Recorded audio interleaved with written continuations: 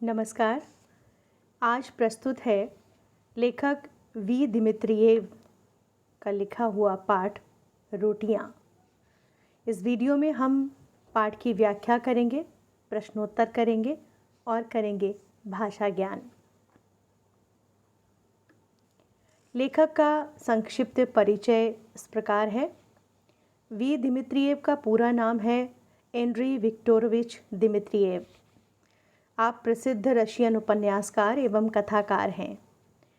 आपका जन्म 7 मई 1956 को सेंट पीटर्सबर्ग, रशिया में हुआ और आपकी उपलब्धि है सन 2012 में रशियन बुकर प्राइज से आपको सम्मानित किया गया। कहानी रोटियां बड़ी मार्मिक कहानी है, आपके दिल को भी छू जाएगी। सर्दियों के दिन थे। स्कूल की मेट्रन अन्ना मिखाइलोवना ने एक दिन स्कूल में दावत दी थी। बहुत से अतिथि आए थे। उसी स्कूल का एक गरीब लड़का मालुइश दावत से एक दिन पहले ही अन्ना मिखाइलोवना के पास पहुंच गया था, दावत की तैयारियों में अपनी मेट्रन का हाथ बटाने।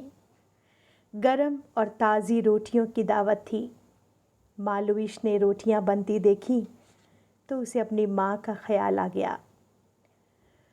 माँ ने बहुत दिनों से गरम रोटियां नहीं खाई थीं, हालांकि उन्हें गरम गरम रोटियां बहुत पसंद थीं। दावत शुरू हुई तो मालुइश अपने को रोक नहीं पाया। कहीं रोटियां ख़त्म हो गई तो, इसलिए उसने पहले ही अन्ना मिखाइलोवना से पूछ लिया, आंटी, मैं कुछ गरम गरम रोटियां माँ के लिए ले जाना चाहता हूँ, ले जा सकता हूँ ना? क्यों नहीं? मैट्रन ने प्यार से उसके गाल को थपथपाते हुए कहा। लेकिन पहले तुम तो खा लो। दावत खत्म हुई तो मालुइश ने घर चलने के बारे में सोचा।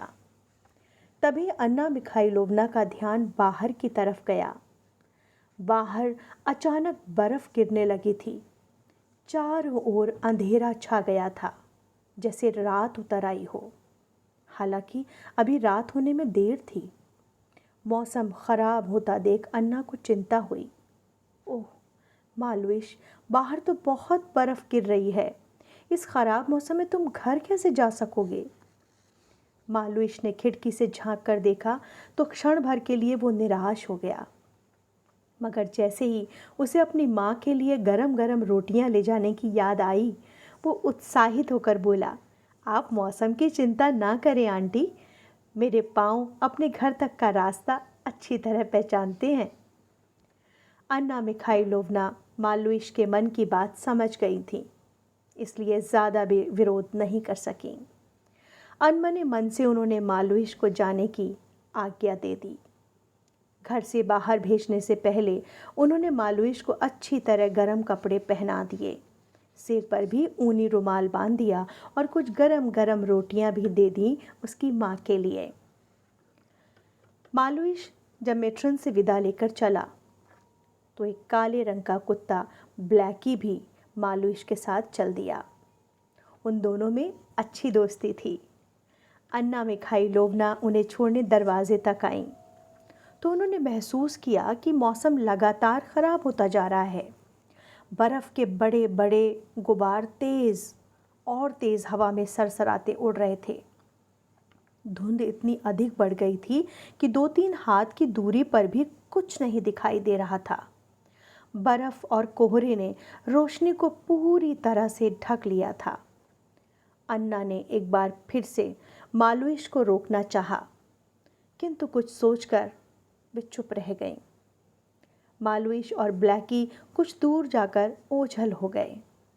अन्ना ने अपने कमरे में लौटकर एक किताब उठाई और पढ़ने बैठ गईं। लेकिन पढ़ने में उनका मन नहीं लग रहा था। वे मालुइश के बारे में सोच रही थीं और रह रह कर खिड़की से बाहर झांक लेती थीं। बर्फ़ और हवा ने अब बर्फानी तूफान का रूप ले लिया था। जितनी तेज़ी से बर्फ़ की आंधी बढ़ रही थी, उससे कहीं तेज़ी से अन्ना की बेचैनी बढ़ रही थी। अचानक उन्होंने कुछ सोचा और तेज़ी से गर्म कपड़े पहनकर बाहर गली में निकल आईं। जब अकेले जाने की हिम्मत नहीं पड़ी तो उन्होंने पड़ोस के एक लड़के इवान को साथ ले लिया। बर्फीली हवा के थपेड़े और तीखे हो गए थे। दूर दूर के मकानों में जलने वाली रोशनी कोहरे का सीना चीरकर कभी कभी नजर आ जाती थी।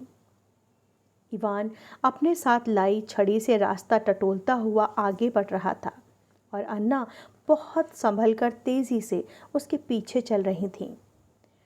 काफ़ी देर और बड़ी कठिनाई से वे लोग मालविश के घर पहुँचे, जो स्कूल से बहुत अधिक दूर भी नहीं था। उन्होंने दरवाज़ा खटखटाया तो मालविश की माँ फेडोशिया ने ही दरवाज़ा खोला। किंतु अन्ना के साथ इस मौसम में मालविश की बजाय कोई और लड़के को पाकर वो चकित रह गईं। इससे पहले कि फेडोशिया कुछ पूछ पाती, अन्ना मिखाइलोवना इवान के साथ तेज़ी से अंदर आईं और दरवाज़ा बंद कर लिया। एक निगाह घर में दौड़ाई और वैसा कोई संकेत ना पाकर पूछ लिया, मालविश कहाँ है? मालविश? फेडोशिया ने सुना तो कलेजा मुंह को आ गया। क्यों? वो तो कल से स्कूल गया है और उसके बाद अभी तक नहीं लौटा है। अन्ना मिखाइलोवना को जैसे सांप सूंघ गया। उनके पैरों की शक्ति जाती रही। अपने आप को संभाल नहीं पाई तो पास पड़ी कुर्सी पर धम्म से बैठ गईं। फेडोशिया अन्ना की ओर फटी फटी आंखों से देख रही थी। वो कुछ समझ नहीं पा रही थी। किसी अनिष्ट की आशंका से उसका मन बैठा जा रहा था। ये सब देखकर घर के दूसरे छोटे बच्चे भी रोने लगे थे। किसी तरह मिखाइलोवना ने खुद को संभाला और इवान से कहने लगी, अब क्या करना चाहिए इवान? मेरा ख्याल है कि सब पड़ोसियों को इकट्ठा करके उसे तुरंत ढूंढना चाहिए। इवान दौड़ा दौड़ा फेडोशिया के पड़ोसियों के पास गया। कुछ ही देर में काफ़ी लोग फेडोशिया की झोपड़ी के पास जमा हो गए। सभी को मालविश की बहुत चिंता हो रही थी। निरंतर खराब होते जा रहे मौसम की वजह से तरह तरह की आशंकाएं उनके मन में उठ रही थीं। मालविश कहाँ होगा, कैसा होगा, उसे कैसे ढूंढा जाए? सब लोग यही सोच विचार कर रहे थे कि तभी एक लड़का वहाँ दौड़ता हुआ आया। काफ़ी दौड़ने की वजह से वो हाँफ रहा था। उसने वहाँ जमे लोग जो खड़े थे उनसे लड़खड़ाते स्वर में कहा, उस छोटी पहाड़ी के पीछे गोदाम के पास एक कुत्ता लगातार भौंके जा रहा है। मैं वहीं से आ रहा हूँ और ऐसे मौसम में जबकि अन्य सभी जानवर कहीं ना कहीं दुबके छिपे बैठे होंगे, उस कुत्ते का भौंकना मुझे आश्चर्यजनक लगा। थोड़ा रुककर वो फिर बोला, मुझे लगता है वो कुछ कहना चाह रहा था। इस पर सभी ने खामोश होकर अपनी शक्ति कुत्ते के उस स्वर को पकड़ने में लगा दी। अचानक अन्ना मिखाइलोवना को ध्यान आया कि जब मालविश उसके घर से चला था तो उसका काले रंग का कुत्ता ब्लैकी भी मालविश के साथ उसे छोड़ने आया था। अन्ना के कान वायरलेस की तरह काम कर रहे थे। तभी उन्होंने पहचाना, ब्लैकी, ये ब्लैकी ही है जो मालविश के साथ साथ आया था। अन्ना के चेहरे पर उत्साह की एक तरंग दौड़ आई। चलो, हमें बिना वक्त गवाए मालविश को खोजना चाहिए। लोगों ने तुरंत कुदाल, फावड़े और कंदील उठाए। ब्लैकी के लगातार भौंकने का स्वर उनका मार्गदर्शन कर रहा था। साएं साएं करती बर्फीली आंधी में उनके कदम तेजी से चल रहे थे। ब्लैकी, ब्लैकी, ये पुकार तेज हवा और बर्फ के टुकड़ों से छितराकर बिखर बिखर जाती। उसी तरह ब्लैकी के भौंकने का स्वर भी हवा की सनसनाहट के साथ कभी आता, कभी रुक जाता। धीरे धीरे ब्लैकी का स्वर स्पष्ट हो गया। उसके भौंकने में पीड़ा के संकेत भी स्पष्ट सुनाई पड़ रहे थे। कुछ ही क्षणों में लोगों ने एक बड़ी और काली वस्तु को बर्फ के थपेड़ों से टकराकर अपनी तरफ आते देखा। मिखाइलोवना ने पहचाना, ब्लैकी, ब्लैकी। ब्लैकी ने जैसे पूरी ताकत लगाकर आखिरी बार दौड़ने की कोशिश की। अन्ना के पास पहुंचकर उसने एक चक्कर काटा और गिर पड़ा। अन्ना ने उसे धीरे से उठाया और गले से चिपका लिया। ऐसा करने से ब्लैकी में जैसे नई ताकत आ गई। अन्ना की गोद से उतरकर वो तेजी से भागा और बर्फ के एक ढेर को तेजी से अपने पंजों से खोदने लगा। उसे ऐसा करते देखकर लोगों ने बहुत फुर्ती के साथ बर्फ के उस ढेर को हटाया। धीरे धीरे उस ढेर के नीचे मालविश दिखाई देने लगा। मालविश को देखते ही फेडोशिया ने रोना शुरू कर दिया, किंतु अन्ना मिखाइलोवना ने साहस और धैर्य से काम लिया। उन्होंने सबसे पहले उसकी नब्ज देखी, वो चल रही थी। अन्ना के चेहरे पर राहत के भाव आए, मगर भयंकर सर्दी की वजह से मालविश का सारा शरीर अकड़ा पड़ा था, वो मूर्छित था। अन्य लोगों की मदद से अन्ना ने मालविश को उठाया। वे लोग जल्दी से उसे फेडोशिया की झोपड़ी में ले आए। मालविश के सब कपड़े उतार दिए गए, पास ही तेज़ आग जलाई गई, उसके शरीर पर अच्छी तरह से मालिश की गई। इवान इन सब कामों में काफ़ी मदद कर रहा था। फेडोशिया अब भी धीरे धीरे सुबक रही थी। थोड़ी ही देर में मालविश के शरीर में हरकत होने लगी। उसका अकड़ा हुआ शरीर धीरे धीरे खुलने लगा। ये देखकर वहाँ उपस्थित सभी लोगों के चेहरों पर हर्ष की लहर दौड़ गई। मालविश के छोटे भाई बहनों की आंखों में खुशी के आंसू भर आए। धीरे धीरे मालविश ने आंखें खोल दी। वो आश्चर्य से चारों तरफ देखने लगा। वो समझ नहीं पा रहा था कि यहाँ इतनी भीड़ क्यों जमा हुई है। तभी उसकी नज़र अपनी माँ पर पड़ी। माँ की आंखों में खुशी के आंसू थे। मालविश उठ बैठा और अपनी माँ के चेहरे को अपने दोनों हाथों में भरकर बोला, रो मत माँ, देख मैं तेरे लिए अपनी मैट्रन के घर से गरम गरम रोटियां लाया हूँ। माँ ने कसकर मालविश को अपने सीने से लगा लिया और फपक फपक कर रो उठी। अन्ना मिखाइलोवना ने आगे बढ़कर मालविश के सिर पर हाथ फेरा और बड़ी मुश्किल से अपने आंसुओं को काबू किया। वहाँ उपस्थित अन्य सभी लोगों का भी यही हाल था। देखा आपने कितनी मार्मिक कहानी है माँ और बेटे के प्यार की। अब बारी है मौखिक प्रश्नों की। मालविश अपनी मैट्रन के पास एक दिन पहले ही क्यों पहुंच गया था? मालविश अपनी मैट्रन के पास एक दिन पहले ही इसलिए पहुंच गया था क्योंकि उसे दावत की तैयारियों में अपने स्कूल की मैट्रन अन्ना मिखाइलोवना की मदद करनी थी। इवान और अन्ना को मालविश के घर पहुंचने में देर क्यों लगी? इवान और अन्ना को मालविश के घर पहुंचने में देर लगी क्योंकि मौसम लगातार ख़राब हो रहा था। कोहरा बहुत अधिक बढ़ गया था। बर्फानी तूफान में बर्फीली हवा के थपेड़े और तीखे हो गए थे। दौड़कर आए हुए लड़के ने क्या सूचना दी? दौड़कर आए हुए लड़के ने लड़खड़ाते स्वर में ये सूचना दी कि छोटी पहाड़ी के पीछे गोदाम के पास एक कुत्ता लगातार भौंके जा रहा है। अन्ना के चेहरे पर उत्साह की तरंग दौड़ने का क्या कारण था?